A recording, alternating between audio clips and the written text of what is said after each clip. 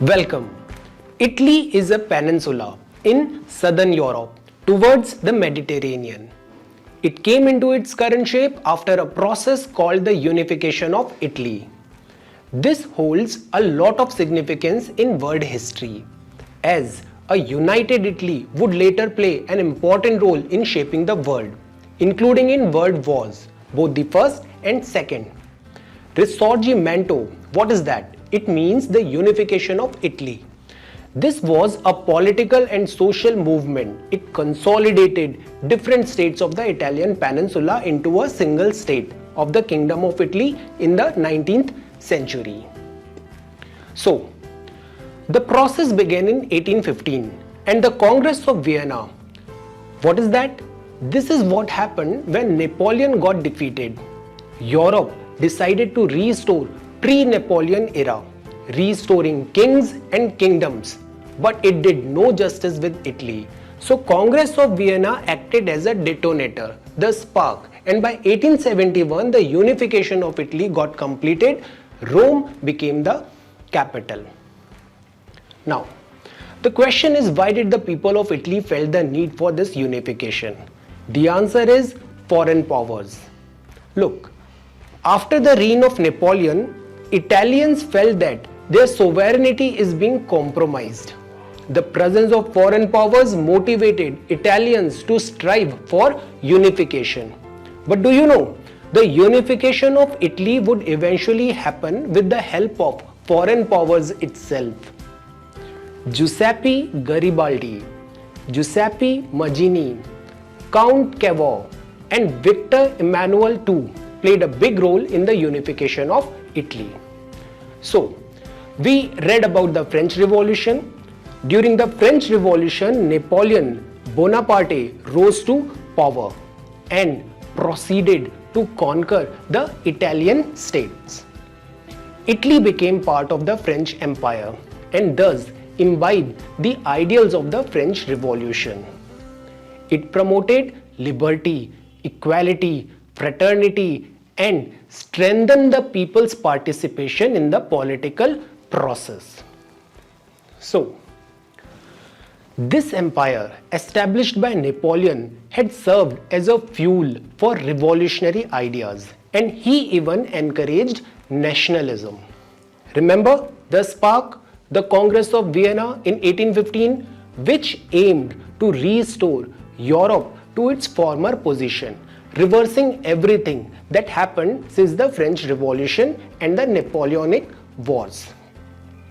So, they tried to set aside Napoleon's changes and restore the old rulers on their thrones.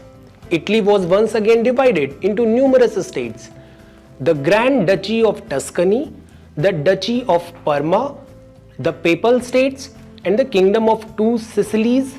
So much of division.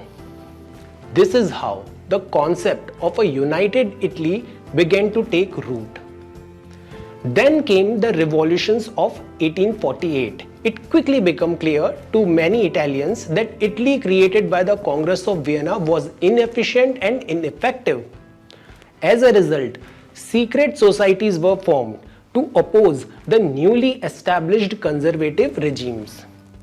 Several of these societies also promoted Italian nationalism and the idea of a unified Italian political state. One such society was the Carbonari. It aimed to liberate Italy through armed uprising. The Carbonari were inspired by the principles of the French Revolution.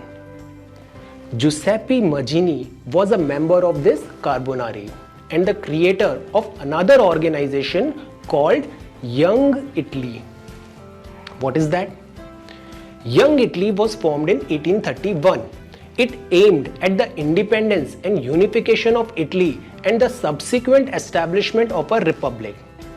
This organization tried to encourage young men to join and support the cause of unification. This Young Italy attracted the attention of Giuseppe Garibaldi, another iconic figure in the Italian unification. Garibaldi joined forces with Mazzini in 1833 and together they worked forward to accomplish their ideals. So, in February 1834, a failed Mazzinian insurrection in Piedmont forced Garibaldi to flee to Southern America. During his stay there, he raised the Red Shirts. Like Germany, Italy was also divided into several states.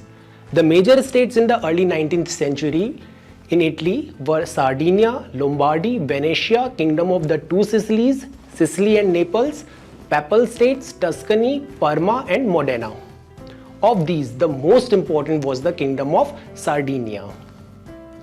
Venetia and Lombardy were under Austrian occupation in the north. So Italians wanted to become united, throw away the foreign powers, that is Austria, and for that they would take help from foreign powers like France.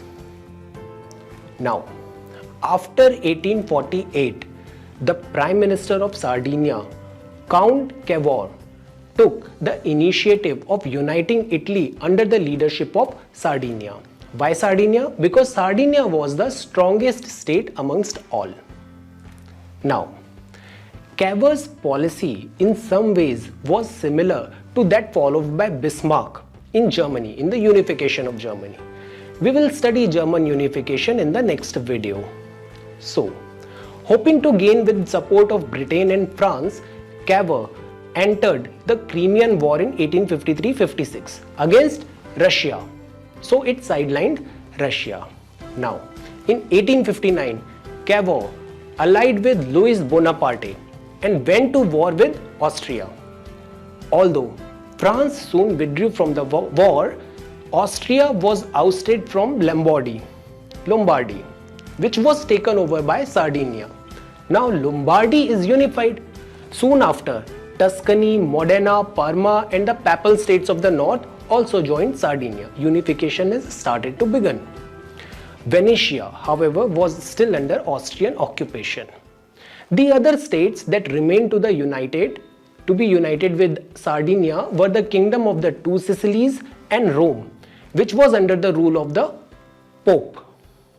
For that came the uprising in Sicilies. Sicilies, they are the islands. Garibaldi marched into the islands of Sicily with his revolutionary fighters and liberated it from the rule of the king within 3 months. Now, Rome was still outside the Kingdom of Italy. It was ruled over by the Pope with the help of the French soldiers provided to him by Louis Bonaparte. So when the war between France and Prussia means Germany, broke out in 1870, Bonaparte was forced to withdraw his troops from Rome and sent towards Prussia. So Italian soldiers occupied the city of Rome in 1870, and in July 1871, Rome became the capital of United Italy. Unification got completed. Now, take a note. Thinkers like Dante they had developed the national consciousness of the Italy. However, their work and aspirations were developed and completed by Cavour, Mazzini, Garibaldi and Emmanuel too. The men considered to be the fathers of Italy. Despite that, Italy remained a monarchy. Thank you so much for watching this video. Take care.